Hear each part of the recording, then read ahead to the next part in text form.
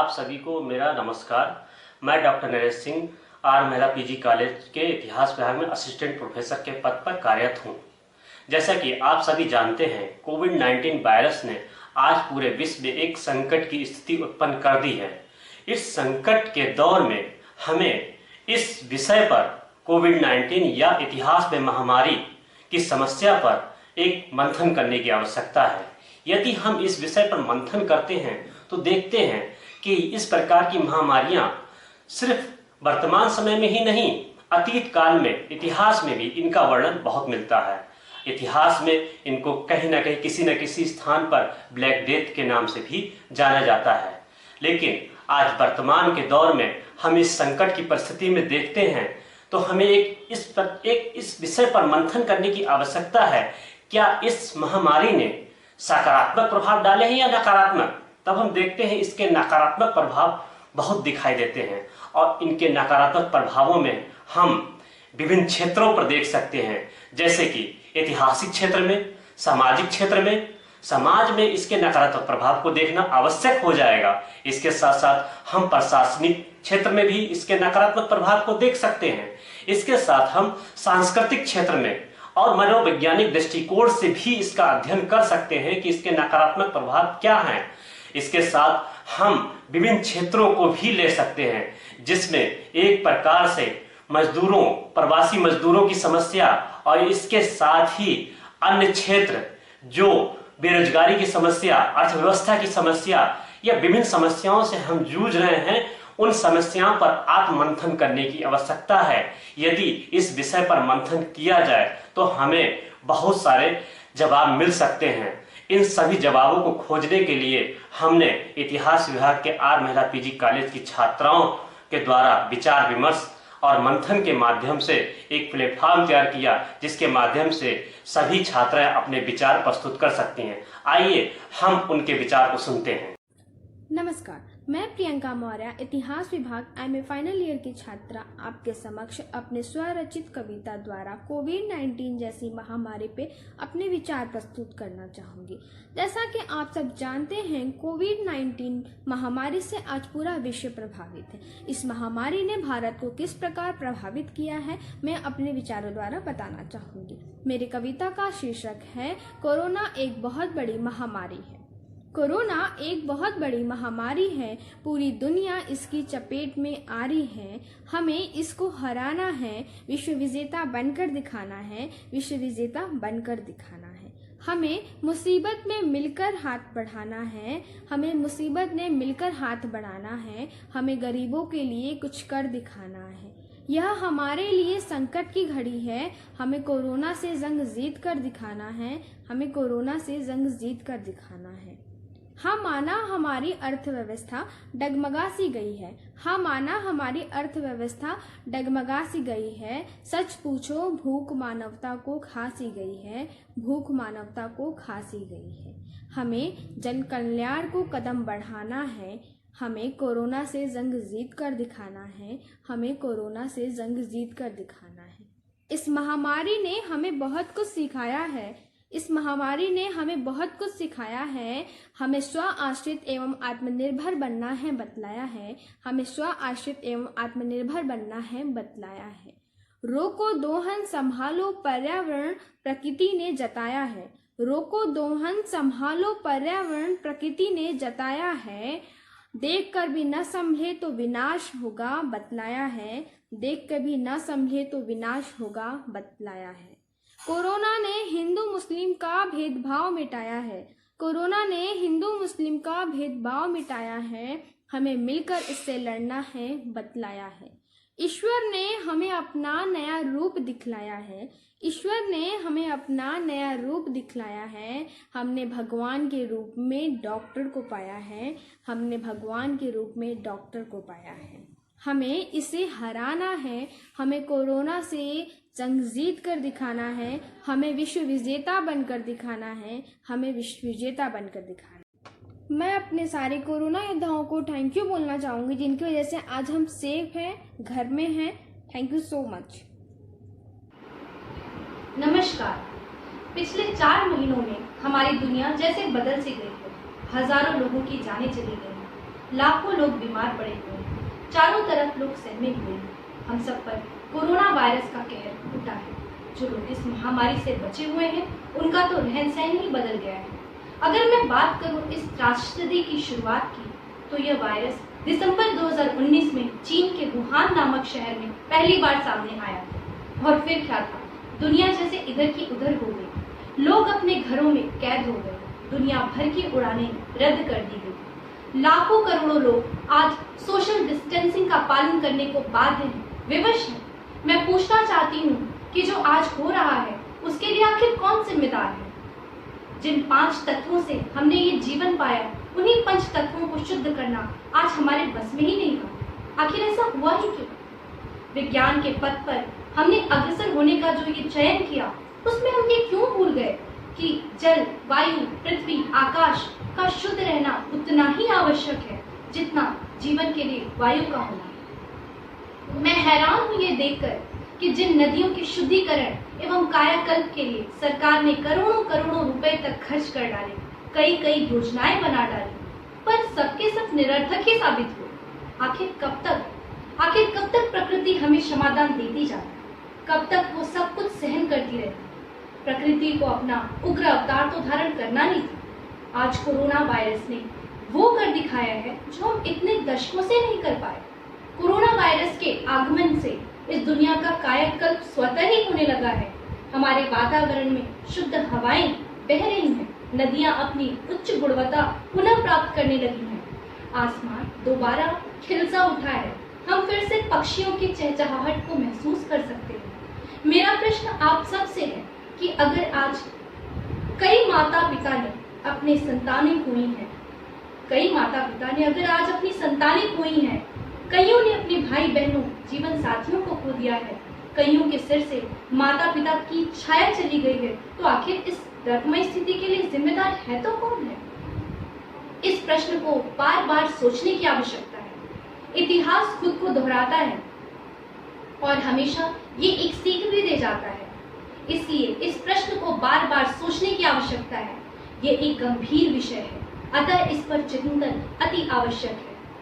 इस उम्मीद के साथ कि हम इस प्रश्न को बार बार सोचेंगे और इसमें छुपी अपनी उन गलतियों को ढूंढने की कोशिश करेंगे जो हमने अपने अतीत में की, और साथ ही इस बात का भी ध्यान रखेंगे कि हम उन गलतियों को पुनः न दोहराएं। इस आशा के साथ मैं अपने शब्दों को यहीं विराम देती हूँ। धन्यवाद। मेरा नाम सुब्रह सुमन, मैं महिला पीजी कॉलेज की 2य सेमेस्टर की छात्रा हूँ और मैं आप लोगों के सामने आज कोरोना के बारे में बातें करती हूँ। चलिए तो सबसे पहले जान लेते हैं कि महामारी होता क्या है। महामारी ऐसे संक्रमण बीमारी को कहते हैं जो एक ही समय में विश्व के कई सारे देशों को प्रभावित करती है। महामारी का इतिहास अगर देखें तो बहुत पुराना है। आज मैं कोरोना की बातें करने जा रही है जो विश्व की चौथी भयंकर बीमारी में से एक है, जिसे कोविड-19 भी कहते हैं। यह चीन के वुहान शहर से निकला तथा इससे 186 देश संक्रमित हुए हैं। अभी 2 लाख लोगों की मौत तक भी हो गई है। चलिए अब बातें करते हैं कि समाज में इसके क्या क्या प्रभाव हो रहे हैं। तो सबसे पहला जो प्रभाव पड़ रहा है वो हमारे उन समुदायों पे पड़ रहा है जो आर्थिक रूप से पिछड़े लोग हैं, जैसे मजदूर वर्ग, किसान वर्ग, ये सब। तो एक तो मजदूर वर्ग का रोजगार छूट गया, दूसरी बात किसी प्रकार का बचत ना होने से परिवार के भरण पोषण में उनमें कमी आ रही है। तो जो मजदूर बाहर फंसे थे वो घर तक नहीं पहुंच पा रहे क्योंकि उनके पास साधन की कमी है। कितने मजदूर बेघर हो गए, ट्रेन से कट गए, उनका परिवार उनसे बिछड़ गया। किसानों के पास उनकी पूंजियों की कमी है तो वो उचित कीमतों पे अपने सामानों को नहीं बेच पा रहे। चलिए अब दूसरा प्रभाव देखते हैं जो कि दुष्प्रभाव है, वो बच्चे और बूढ़े पर पड़ रहा है। बच्चे घर से बाहर नहीं निकल पा रहे, बूढ़े भी घर में रहते हुए कैद महसूस कर रहे हैं। अब तीसरा जो प्रभाव है वो सांस्कृतिक विधान है, जैसे शादी विवाह रुक गए, एक दूसरे से नहीं मिलने से परिवारों में दूरियां बढ़ रही हैं, अपनों से बिछड़ने जैसा महसूस हो रहा है। अब बातें करते हैं कि इस बीमारियों से हमें कैसे बचाया जा सकता है।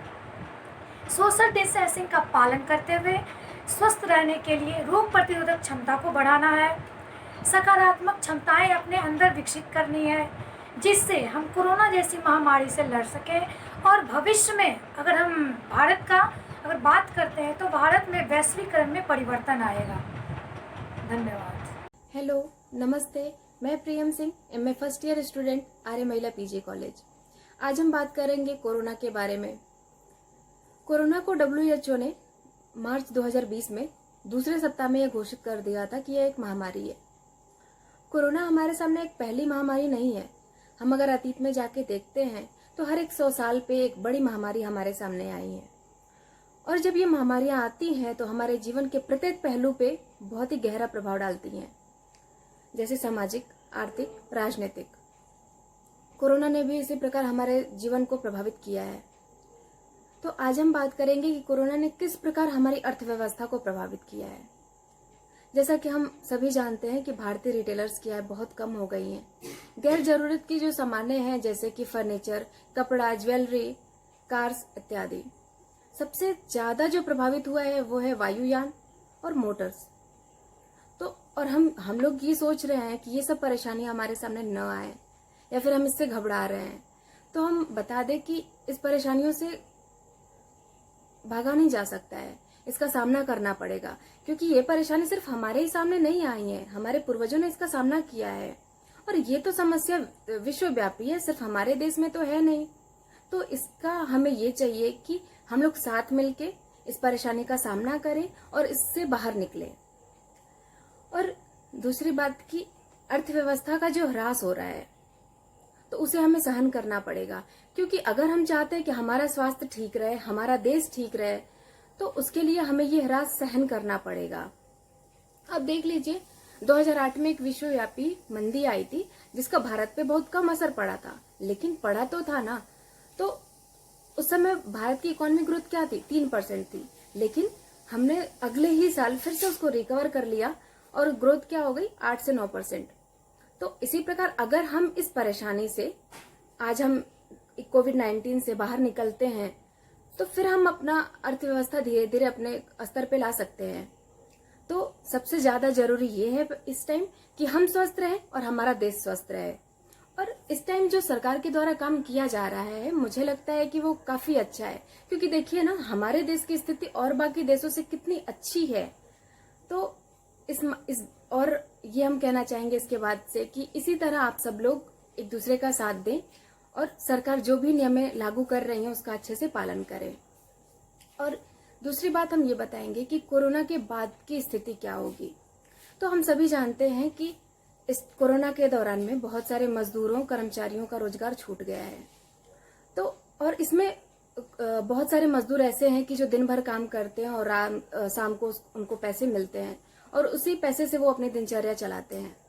तो उनके पास हमारे जैसे पैसे नहीं है कि हम थोड़े इकट्ठे करके रखे हैं जो हमारे काम आ रहे हैं। उन लोगों को तो बहुत सारी समस्याएं हो रही हैं। तो उसके लिए सरकार को ये चाहिए कि उनके लिए उनके जरूरत की चीजें, खाना, कपड़ा, ये सब व्यवस्था उसकी कराए। और दूसरी बात, हम सब ये सोच रहे हैं कि जब ये कोरोना खत्म हो जाएगा तो हम कैसे अपनी आर्थिक स्थिति को बहुत तेजी से उसी स्थान पे फिर से ले आएंगे। तो इस बारे में हम बता दें कि हम इसके बाद बहुत तेजी से या फिर इतनी जल्दी अपनी स्थिति को सही नहीं कर पाएंगे, क्योंकि जो मजदूर हमारे कंपनियों में, फैक्ट्रियों में काम करते थे, वो लोग इस परेशानी से जब अपने घर आए हैं, कितनी समस्याओं से जूझ के, हम और आप घरों में बैठे हैं तो हमें नहीं पता है, लेकिन वो लोग किस प्रकार अपने घर पे आ रहे हैं, कैसे कहाँ रह रहे हैं। बहुत सारे लोगों को खाना नहीं मिल रहा है, खाना के बगैर लोग मर रहे हैं। तो वे लोग जब अपने घर आ जाएंगे तो वो कभी अभी इतना जल्दी काम पे जाने के लिए तैयार नहीं होंगे। तो अगर इस स्थिति में सरकार बहुत अधिक पैसे लगा दे रही है और वर्कर्स है ही नहीं, तो जब वर्कर्स नहीं है तो सप्लाई नहीं होगा, और जब सप्लाई नहीं है तो पैसे लगाने का कोई मतलब नहीं होगा। तो हमारा ये सुझाव है कि सरकार अर्थशास्त्रियों की एक बैठक बुलाए जिससे नई नीतियां लागू करे और अच्छी नीति लागू करके हमारी आर्थिक व्यवस्था को फिर से सुधारे। और हो सकता है कि हम जल्दी से और पहले से और अधिक अच्छा स्तर हम लोग पा सकते हैं इकोनॉमिक ग्रोथ में। तो हम और लास्ट में हम आपसे यही कहना चाहेंगे कि प्लीज आप लोग अपने घरों में रहें, सोशल डिस्टेंसिंग बना के रहें, stay home, stay safe. Thank you. मेरा नाम वंदना भारद्वाज है। मैं आर्य महिला पीजी कॉलेज से बीए 3rd ईयर की हिस्ट्री ऑनर्स की छात्रा हूँ और मेरा जो आज का विषय है वो है इतिहास में महामारी का वर्णन। तो महामारी शब्द हमारे देश के लिए कोई नया शब्द नहीं है। 1900 के दशक से ही शुरुआत से ही महामारी हमारे देश में दस्तक देना प्रारंभ कर दिया था। 1915 में सर्वप्रथम इंसेफेलेटाइटिस डेंटार्टिका के नाम से पूरी दुनिया में एक महामारी फैली, जिससे कि भारत भी अछूता नहीं रहा, जिसके कारण यह पूरे भारत में फैला और लाखों लोगों की इससे मृत्यु हो गई। इसके पश्चात 1918 में स्पेनिश फ्लू नामक एक बीमारी पूरे भारत में संक्रमित रूप से फैली। इस समय देश दुनिया पूरे बहुत ही विपदा से, एक महासंकट से गुजर रहा था, भयावह स्थिति से गुजर रहा था। वो समय था प्रथम विश्व युद्ध का। प्रथम विश्व युद्ध के समय में जब भारत के सैनिक विदेश लड़ने के लिए गए, जब वो वापस आए तो अपने साथ वो तरह तरह की जो भी बीमारियां थी वह भी अपने साथ लेके आए, और इसके साथ ही साथ यह बीमारी पूरे हिंदुस्तान में सभी लोगों को फैल गई।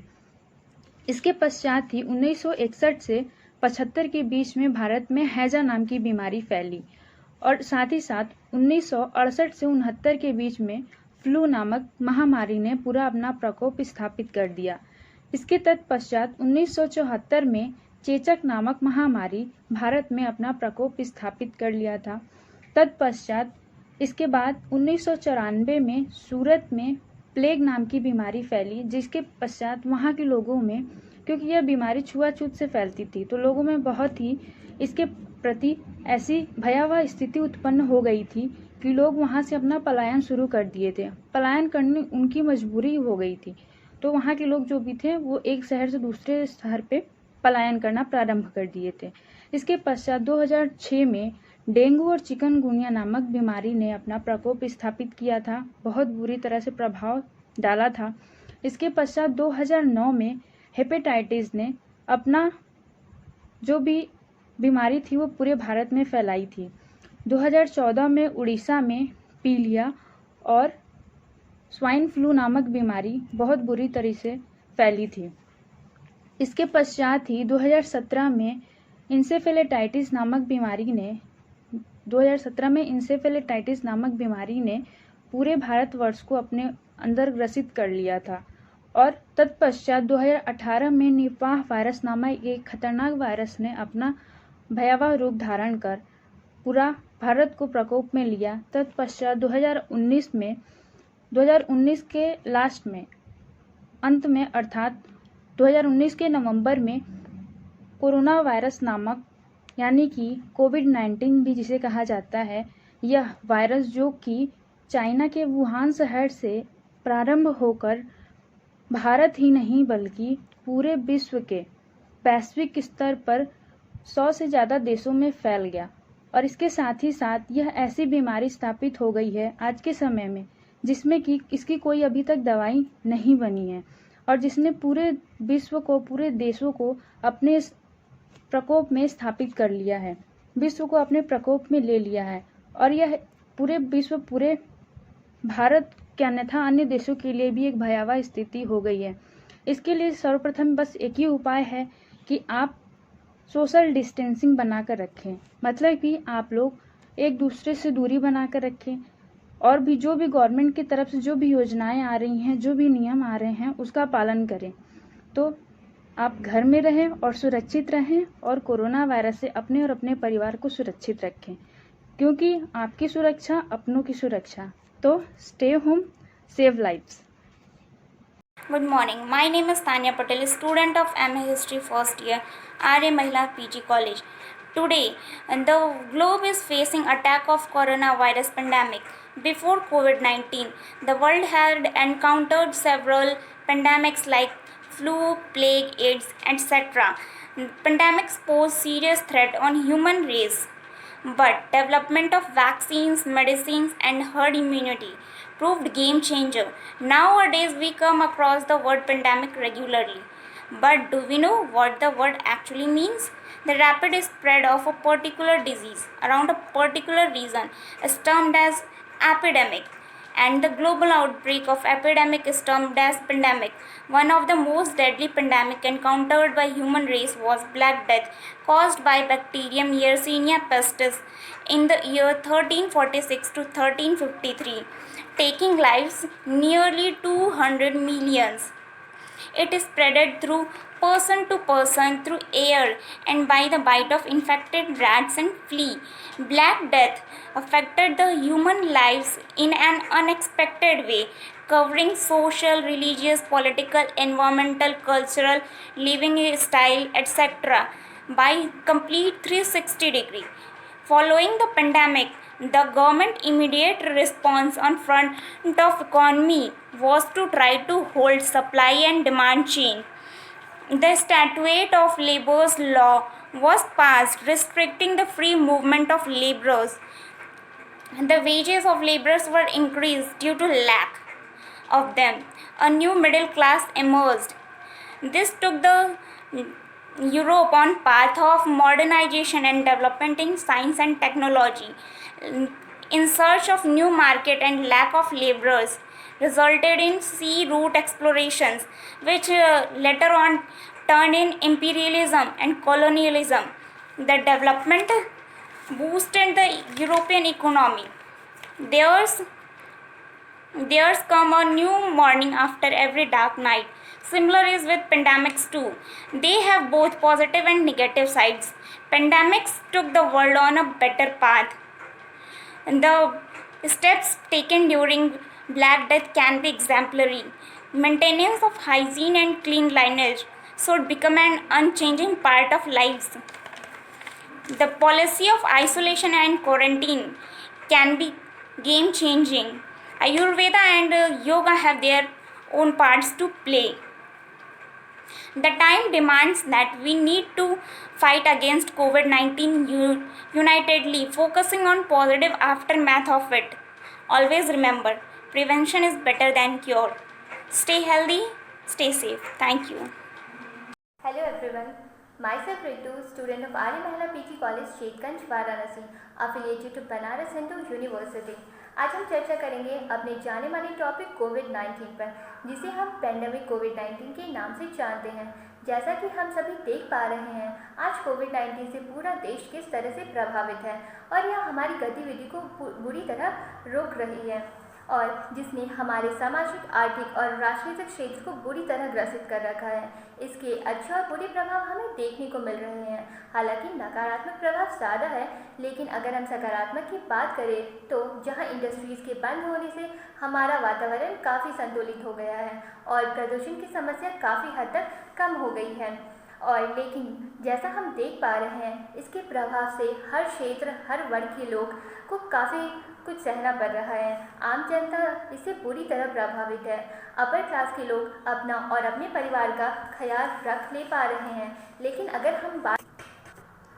लेकिन मध्यम और निम्न वर्ग के लोगों की बात करें तो जो अपने डेली वेजेस पर अपना और अपने परिवार का की एक आशा के किरण थे, वह कहीं ना कहीं खत्म होती नज़र आ रही है। हालांकि सरकार नई योजनाओं के तहत राहत पहुंचाने की कोशिश कर रही है, पर यह पूरी तरह सफल नहीं हो पा रही है और मध्यम और निम्न वर्ग के लोगों को इसको बुरी तरह से सामना करना पड़ रहा है, जो कि हमारे देश में भुखमरी का कारण बन रही है।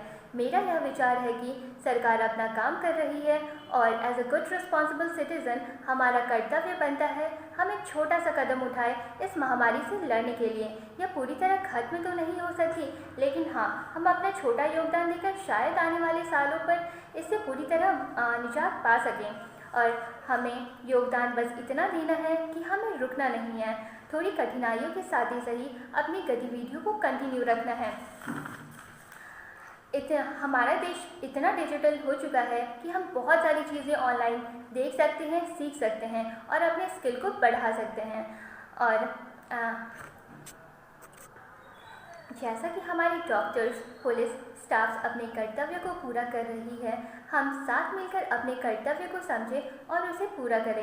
I am also a student. जैसा कि सारे एजुकेशन इंस्टीट्यूशन बंद है, शुरुआत में मेरी पढ़ाई भी काफ़ी प्रभावित हुई थी, but in this tough situation I try to bring out positivity in myself. और ये बहुत ज़रूरी है कि हम अपने अंदर एक पॉजिटिविटी बना कर रखें, क्योंकि हमें मिलकर इस कठिन परिस्थिति में चलना है, रुकना नहीं। पैनिक ना करें, इस टाइम को यूटिलाइज करें, खुद को मेंटली स्ट्रांग बनाएं, स्टूडेंट अपने स्किल को इम्प्रूव करें, कुछ इनोवेटिव सोचें और आने वाले टाइम में खुद के और देश के लिए कुछ अच्छा करें। डिजिटल वर्ल्ड का सहारा लें, स्मॉल स्केल इंडस्ट्रीज़ का पर फोकस कर सकते हैं हम। So when there is a will there is a way. Be positive, stay positive and spread positivity. Thank you. नमस्कार, मैं वैष्णवी गुप्ता MA द्वितीय वर्ष इतिहास विभाग आर महिला PG कॉलेज की छात्रा हूँ। आज मैं आप सबसे एक घातक बीमारी के बारे में बात करने जा रही हूँ। वो है आज का pandemic disease novel corona virus, जिसे कोविड-19 के नाम से भी जाना जाता है। कोरोना वायरस एक महामारी है। यदि हम महामारी के इतिहास का वर्णन करते हैं तो ज्ञात होता है कि प्राचीन काल से ही महामारियाँ आती रही हैं और जिसके कारण विभिन्न संस्कृतियों का विनाश होता रहा है। आप लोगों ने सुना होगा कि किसी काल में हैजा फैल गया हो या प्लेग फैल गया हो या कॉलरा फैल गया हो। ये सब एक महामारी थी और इसके चपेट में आने से लाखों की संख्या में लोग मारे।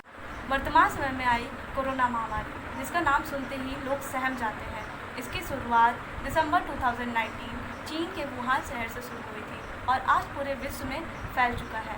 इस वायरस से लगभग 50 लाख लोग संक्रमित हैं और लाखों की संख्या में लोग मारे जा चुके हैं। इस वायरस ने मानवीय जीवन को अस्त व्यस्त कर दिया है और लोगों को घरों में रहने पर मजबूर कर दिया है।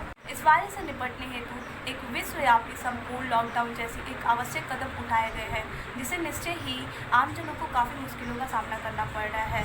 किसी को उपयुक्त भोजन की उपलब्ध नहीं हो पा रही है तो किसी को मेडिसिन की। भारत में जिस तरीके से कोरोना संक्रमित मरीजों की संख्या बढ़ रही है वे अत्यधिक चिंताजनक है। जिस तरह लोग एक स्थान से दूसरे स्थान की ओर पलायन कर रहे हैं, ये अत्यंत खतरे की ओर संकेत कर रहा है। यदि इस भीड़ के द्वारा महामारी एक स्थान से दूसरे स्थान में फैल गई तो सोचिए क्या होगा। कोरोना के प्रकोप से भयंकर नरसंहार हो सकते हैं। जहां कोरोना वायरस ने मानवीय जीवन को अस्त व्यस्त किया है, इसके कुछ पॉजिटिव इम्पैक्ट भी पड़े हैं, जैसे पर्यावरण का शुद्ध होना और वातावरण के शुद्ध होने से अस्थमा पेशेंट और हार्ट पेशेंट को मानो नया जीवन ही मिल गया है। दुर्घटना के स्तर कम हो गए हैं और आज न्यूक्लियर फैमिली से ज्वाइंट फैमिली की ओर लोग बढ़ रहे हैं। वायरस ने लोगों के काम करने के तरीके को ही बदल दिया है। साथ ही इसने एक अच्छा सबक सिखाया है कि हमें सदैव आत्मनिर्भर और स्वावलंबी बनने चाहिए। मैं यहीं पे अपने शब्दों को पूर्ण विराम देना चाहती हूँ। Be safe, be careful. नमस्कार, मैं प्राची दीक्षित आर्य महिला PG कॉलेज MA प्रथम वर्ष इतिहास की छात्रा हूँ। इस समय समस्त विश्व में कोरोना नामक महामारी ने अत्यंत गंभीर स्थिति उत्पन्न करके रखी है। विश्व के समस्त शक्तिशाली देश भी इसके सामने बेबस हो गए। इसी को ध्यान में रखते हुए मैंने आधुनिक विश्व की एक गंभीर महामारी स्पेनिश फ्लू के बारे में कुछ बात कहना चाहूंगी। वैसे तो महामारी का इतिहास बहुत पुराना है। चेचक, हैजा, फ्लू आदि गंभीर महामारी उत्पन्न हुई है, लेकिन सबसे पहले हमें यह जानना होगा कि महामारी कहते किसे हैं। महामारी उस स्थिति को कहते हैं जब किसी भी रोग का प्रकोप सामान्य की अपेक्षा ज्यादा हो जाता है, या तो हम कह सकते हैं कोई भी ऐसी संक्रामक बीमारी जिसका सामना विश्व के समस्त देश एक साथ कर रहे हैं, उसे हम महामारी कह सकते हैं। महामारी ने बहुत ही गंभीर स्थिति उत्पन्न करके रखती है। यदि हम इन समस्याओं को समाधान निकाल लें तो वर्तमान दृष्टिकोण में हम अपने भविष्य को सुरक्षित रख सकते हैं। अब स्पेनिश फ्लू की बात करें तो यह बीमारी सन 1918 में फैली थी। स्पेनिश फ्लू एक बहुत ही गंभीर महामारी थी। इसने समस्त विश्व के 50 करोड़ लोगों को संक्रमित किया था तथा 2 से 3 करोड़ लोगों की मृत्यु हो चुकी थी। ये वो समय था जब समस्त विश्व प्रथम विश्व युद्ध की विभीषिका से बाहर निकल रहा था।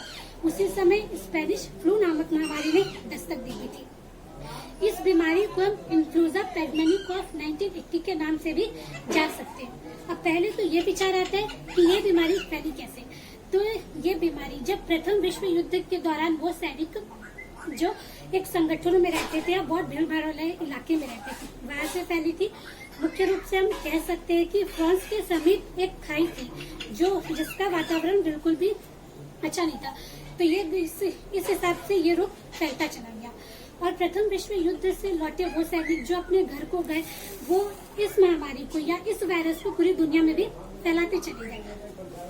अब हम अगर इस पे बात करें तो इस महामारी इतनी गंभीर थी कि प्रथम विश्व युद्ध के दौरान मरे सैनिकों और नागरिकों की संख्या में कई ज्यादा लोग इस गंभीर महामारी से मरे थे।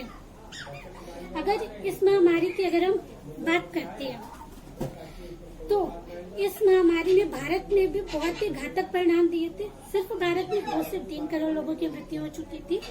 आधुनिक भारत के एक महान नेता थे महात्मा गांधी, वो भी इस महामारी से ग्रसित थे।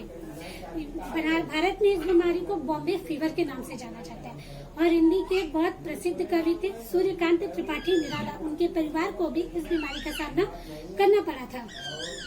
भारत में फैली इस गंभीर महामारी के संबंध में एक इतिहासकार ने कहा था कि गंगा के किनारे लाशों का ढेर पड़ा है, जलाने के लिए लकड़ियों की कमी है, समस्त विश्व में मौत का सन्नाटा पसरा है और अखबार बुरी खबरों से भरे पड़े। इस प्रकार हम देखते हैं कि इन्फ्लुएंजा फ्लू ने समस्त विश्व को एक सबक सिखाया। उस समय विज्ञान ने कोई तरक्की नहीं की थी, उस समय कोई एंटीबायोटिक नहीं था, उस समय सरकार ने लोगों को सुरक्षित रहने, ज्यादा भीड़ भाड़ वाले इलाके में न जाने, स्वस्थ आहार कहने, इन सब बातों की तरफ ध्यान दिया था। इससे हम एक सबक सीख सकते हैं, यदि वर्तमान समय में भी हम ऐसी महामारी से निपटना चाहते हैं तो हमें सरकार के कदम के साथ कदम मिला के चलना पड़ेगा। सबसे पहली बात, जनता कर्फ्यू, लॉकडाउन, इन सब चीजों का समर्थन करना पड़ेगा, जनता को जागरूक करना पड़ेगा। सरकार की बात करें तो सरकार को अन्य देशों के साथ संधि वार्ता करके इस समस्या का समाधान करना पड़ेगा। और सबसे पहले और महत्वपूर्ण बात कि हम लोग को स्वावलंबी और आत्मनिर्भर होना पड़ेगा, जिससे देश की अर्थव्यवस्था कमजोर न पड़े। Thank you. Coronavirus has been declared by WHO as a pandemic. So we need to know what exactly is a pandemic. So pandemic is a worldwide spread of new disease. India has faced so many pandemics like cholera, swine flu, smallpox and many plagues. So I, Jyotika Mustha of MA first year of R. Mahila PG College would like to focus on one such pandemic, that is smallpox, and highlight its impact on the society and the steps taken by the government. So what exactly is a smallpox? Smallpox is an infectious disease which is caused by variola virus and which was the major cause of mortality in the past. The death tolls in this particular disease was so high that it has been linked with the Black Plague. Humans were infected with this disease when they came in contact with the infected person, and when the droplet of their pox touched the skin of the other person. There was never a treatment for this disease unless a vaccine came to help. Once a person was infected, it was very impossible to treat them. In early 1960s, India accounted for nearly 60% of the reported smallpox cases in the world, and the person, if the infected person was diagnosed, then maybe the person or the neighbor or anyone from the group, they were isolated and vaccinated to prevent further transmission of it. And maybe due to the social isolation or the stigma related to this disease, the disease were mainly many of the cases were unreported. If we see the strain of this disease, it was very high and deadly in India than as compared to West Africa. The death tolls in India were around 15,000 in about January to May 1974, and of the world around 300 million cases. And the death tolls in India were mainly from the states Bihar, Bengal and Orissa, as they were the most backward states in the matter of healthcare facilities. And there were many who survived from this disease, but they were disfigured and they were disfigured or blinded. If we look at the steps taken by government, government put their full weight behind the National Smallpox Eradication Program, and in urban areas, campaigns were held, posters were made to create awareness among the people and especially the younger children for vaccination. Even Prime Minister Indira Gandhi was involved in the marketing efforts. The most unusual publicity method was that giving a prize of ₹100 for the report of any new smallpox case, and it was very highly effective. If we look at today's scenario, the only vaccine to coronavirus is to stay at home and maintain social distancing as insisted by our Prime Minister Narendra Modi. So I would conclude by saying that we can only help ourselves and others by staying at home and not maintaining groups and moving around in public areas. Thank you. I'm Ruby Sonkar BA third year from Arya Mahila PG college. आज मैं आप सभी के समक्ष महामारी का इतिहास में क्या प्रकोप व प्रभाव पड़ा इसके बारे में अपनी प्रस्तुति देने जा रही हूँ। महामारी ये शब्द हमारे लिए कोई नया शब्द नहीं है, वरन इस शब्द का प्रादुर्भाव प्राचीन काल से ही चला आता रहा है। प्राचीन काल व आधुनिक काल दोनों ही काल में हम इस महामारी को देख सकते हैं। प्राचीन काल की अगर हम बात करें तो सन 542 व 543 में स्टालिन में पड़े महामारी ने लाखों लोगों को अपनी चपेट में ले लिया तथा लोगों के जीवन में कई तरह की कठिनाइयों का सामना करना पड़ा तथा 20वीं सदी के दशक में ही महामारी ने अपना दस्तक देना शुरू कर दिया, जिसके कारण कई लोगों के जीवन को इस महामारी ने पूरी तरह से झकझोर दिया। सन 1957 और 1958 में हांगकांग में H2 और N2 में महामारी ने दस्तक दिया, जिससे 20 लाख लोगों से ज़्यादा भी लोगों की जानें गई तथा 1994 में सूरत में एक महामारी ने दस्तक दिया, जिसके कारण कई लोगों की जानें गई। इसमें चाइना के वुहान शहर में फैला कोरोना जैसा महामारी रोग आज हमारे भारत में समस्त विश्व में व्याप्त कर दिया है। इस महामारी ने अपने कारण कई लोगों को चपेट में ले लिया तथा कई लोगों का जीवन पूरी तरह से झकझोर दिया। कोरोना जैसी महामारी 2019 नवंबर चाइना के वुहान में फैला यह महामारी आज हमारे भारत में कई लोगों की जानें ले ली है तथा भारत में ही नहीं समस्त विश्व में इसका प्रसार फैल चुका है। आज हमारी सरकार के द्वारा बनाए गए नियमों कानूनों को हमें पूर्ण रूप से नियमित रूप से उनका एवं उनके द्वारा दिए गए उपायों को हमें पूर्ण रूप से फॉलो करना चाहिए तथा हमें उनके द्वारा बताए गए सारे नियमों को भली भांति व नियमित पूर्वक उनका पालन करना चाहिए तथा जितना ज़रूरी हो सके आवश्यक हो तभी, वरना हमें बिना वजह बाहर नहीं जाना चाहिए। ज़रूरी काम हो तभी हमें बाहर जाना चाहिए। लोगों से डिस्टेंस बना कर रखना चाहिए। अपने शरीर की स्वच्छता तथा आसपास पर्यावरण की सुरक्षा इस महामारी से लड़ने में हमें सहायता प्रदान। प्यारे दोस्तों, आप सभी को मेरा दिल से नमस्कार। मैं अंकिता राय महामारी रूपी संघर्ष के इस दौर में आप सबके सामने कुछ विचार प्रस्तुत करना चाहती हूँ। कोविड-19 नाम की जिस भयानक महामारी का आज पूरा विश्व सामना कर रहा है वो कोई नई बात नहीं है। उससे ऐसी पीड़ा का सामना हमारा ये संसार पहले भी कर चुका है और उसमें विजय भी प्राप्त किया है। इसकी शुरुआत सबसे पहले 541 ईस्वी में रोमन साम्राज्य के जस्टिनियन प्लेग से हुई। इसके बाद 13वीं 14वीं शताब्दी में ब्लैक डेथ प्लेग, 1720 में मार्सिले प्लेग, 1820 में हैजा, 1920 में स्पेनिश फ्लू, इस तरह की महामारियों का सामना करता हुआ आया है ये संसार।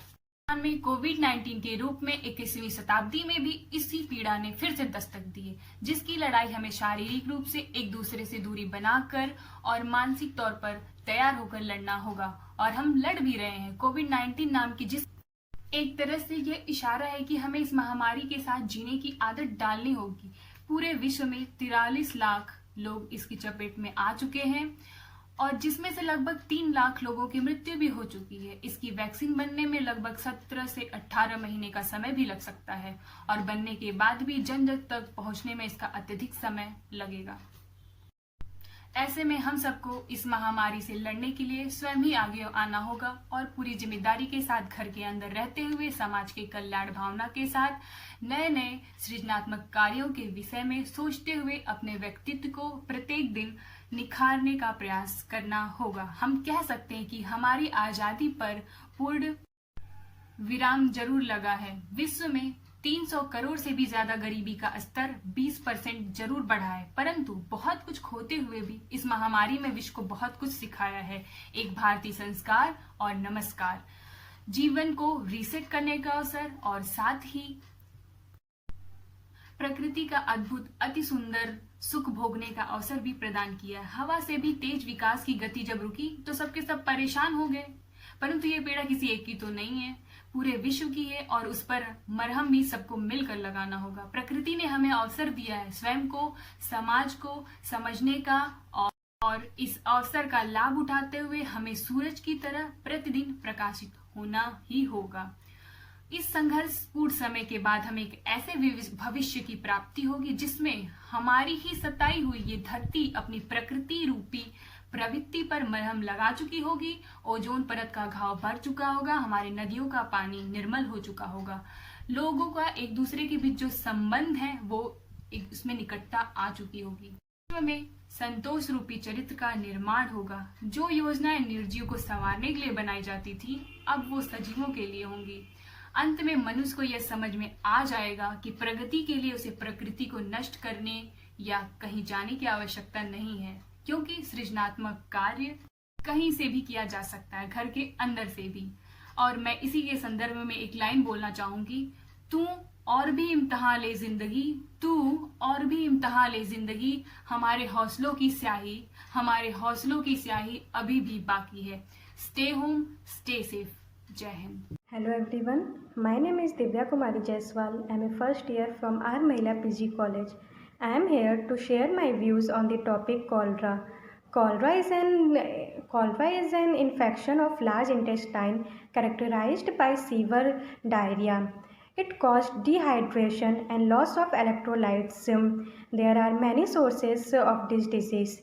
Some sources of this disease are the vegetables which are grown by the farmers with the waste materials of the people, the impure waters, and the foods and drinks which are sold by the vendors on the roads, the impure water of the municipal. Now I would like to say about the history of this disease. This disease occurred in 1817. It occurred in India from between Calcutta and Dhaka. In 1821, around 18,000 people were dead due to this disease in Iraq.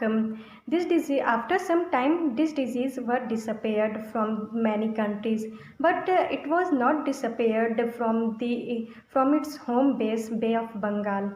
The second pandemic was occurred in 1829. In 1829, again this disease come in many countries. मेरा नाम रुमैसा है और मैं MA प्रथम वर्ष इतिहास विभाग की छात्रा हूँ और आर्य महिला पीजी कॉलेज में पढ़ती हूँ। आज वर्तमान दृष्टिकोण में देखा जाए तो हम सभी कोरोना वायरस कोविड-19 जैसी महामारी के प्रकोप से लड़ रहे हैं। इस महामारी ने हमें आर्थिक, सामाजिक, राजनीतिक और मानसिक दृष्टिकोण से झकझोर कर रख दिया है। आज हम कोरोना वायरस का मानसिक दृष्टिकोण पर प्रभाव एवं उपाय की चर्चा। कोरोना वायरस से बचाव के लिए पूरे भारत में 25 मार्च से लॉकडाउन है। लोग घरों में बंद हैं और सब कुछ जैसे रुका हुआ है। भागती दौड़ती जिंदगी में अचानक लगे इस ब्रेक और कोरोना वायरस के डर ने मानसिक स्वास्थ्य पर प्रभाव डालना शुरू कर दिया है। कोरोना वायरस का मानसिक स्वास्थ्य पर पड़ने वाला प्रभाव, मानसिक रोगियों की समस्या। इस लॉकडाउन के दौरान उन लोगों की समस्या बढ़ गई है जो पहले से ही मानसिक रोग से जूझ रहे हैं। National institute of mental health and neuro science की एक रिपोर्ट के मुताबिक उन्हें साइकोलॉजिकल हेल्पलाइन नंबर पर एक दिन में 1000 फोन कॉल्स और दूसरे दिन में 3000 फोन कॉल्स आए। स्ट्रेस की समस्या। कोरोना वायरस के कारण लोगों में स्ट्रेस बढ़ने लगा है। सामान्य स्ट्रेस तो हमारे लिए अच्छा होता है क्योंकि इससे हमें प्रोत्साहन मिलता है। ज्यादा स्ट्रेस डिस्ट्रेस में बदलने लगता है। इस तनाव का असर भावनाओं, व्यवहार और दिमाग पर पड़ता है। घरेलू हिंसा की समस्या। आर्थिक उथल-पुथल के कारण आय में कमी और आजीविका खोने का डर सता रहा है। कुछ अभिभावक बच्चों की पढ़ाई लिखाई को लेकर भी चिंतित हैं। इन सब की वजह से मानसिक तनाव झेल रहे लोग मानसिक रोगी बनने के कगार पर आ गए हैं, जिसके कारण घरेलू हिंसा भी बढ़ोतरी देखी जा रही है। अब हम उपाय की चर्चा करेंगे। खबरों की ओवरडोज न लें। सबसे बड़ी बात, बुरे समय में भी सकारात्मक पक्षों पर गौर करें। अपनी भावनाओं को जाहिर करें। अगर डर उदासी है तो छुपाएं नहीं, बल्कि अपने परिजनों और दोस्तों के साथ शेयर करें। अपनी दिनचर्या को बनाए रखें, नियमित सोना, नियमित जागना और नियमित व्यायाम करना। अपने रिश्तों को मजबूत करें, छोटी बातों को बुरा ना माने, एक दूसरे से बात करें। जाते जाते अपनी बातों को 4 बिंदुओं पर समाप्त करना चाहूंगी। दोस्तों, घर से बाहर न निकलें, घर में रहकर ही आगे बढ़ेंगे। हार जाएगा हमसे कोरोना, सब अगर इससे मिलकर लड़ेंगे। इतिहास विभाग आर महिला पीजी कॉलेज की छात्राओं ने इतिहास के दृष्टिकोण से महामारी विषय पर अतीत, वर्तमान और भविष्य के संबंध में विचार प्रस्तुत किया। यह बहुत ही सराहनीय प्रयास है, जिससे कि इस अंधकार के दौर में भविष्य के लिए एक नई दिशा प्रदान होगी। आज वैश्वीकरण के दौर में कोरोना कोविड-19 संकट ने कुछ बदलाव के संकेत दिए हैं, जिससे हम प्रकृति के बदलाव को बदलते स्वरूप में देख सकते हैं, जिससे सामाजिक क्षेत्र में असमानता और परिवर्तन का दौर दिखाई देता है। जैसा कि महात्मा गांधी जी ने कहा था कि मेरे हिंदुस्तान देश की आत्मा गांव में बसती है, तो वर्तमान समय में हम देखते हैं कि सभी प्रवासी भारतीय अपने देश और गांव की ओर पलायन कर रहे हैं। भारतीय अर्थव्यवस्था के दृष्टिकोण में भविष्य में भारतीय अर्थव्यवस्था की असमानता को दूर करते हुए हम अर्थव्यवस्था को प्राथमिक स्तर पर शुरू करेंगे, जिसमें हमारी जरूरत की वस्तुएं शामिल हैं, जैसे रोटी, कपड़ा और मकान। वर्तमान में सांस्कृतिक बदलाव के दौर में जो दूरियां बन गई थीं, वह अब भावनात्मक रूप से जुड़ेंगी, जिससे मानसिक तनाव के दौर से उबर कर जीवन में नवीन ऊर्जा का संचार होगा। अंत में मैं यही कहूंगा कि किसी भी तरह की संकट की परिस्थितियां हमें मजबूती प्रदान करती हैं, और इसी मजबूती के साथ हम एक सशक्त और आत्मनिर्भर भारत बनाएंगे। इस वैचारिक चर्चा में आप सभी से निवेदन है कि आप अपने विचार कमेंट बॉक्स में लिखकर प्रस्तुत कर सकते हैं, क्योंकि आपके विचार ही एक नए भविष्य और भारत देश का निर्माण करेगा। जैसा एक अच्छी शुरुआत एक अच्छे विचार से होती है। अंत में मैं सभी कोरोना वॉरियर्स को सलाम करता हूं। जय हिंद, जय Bharat, stay safe, stay home.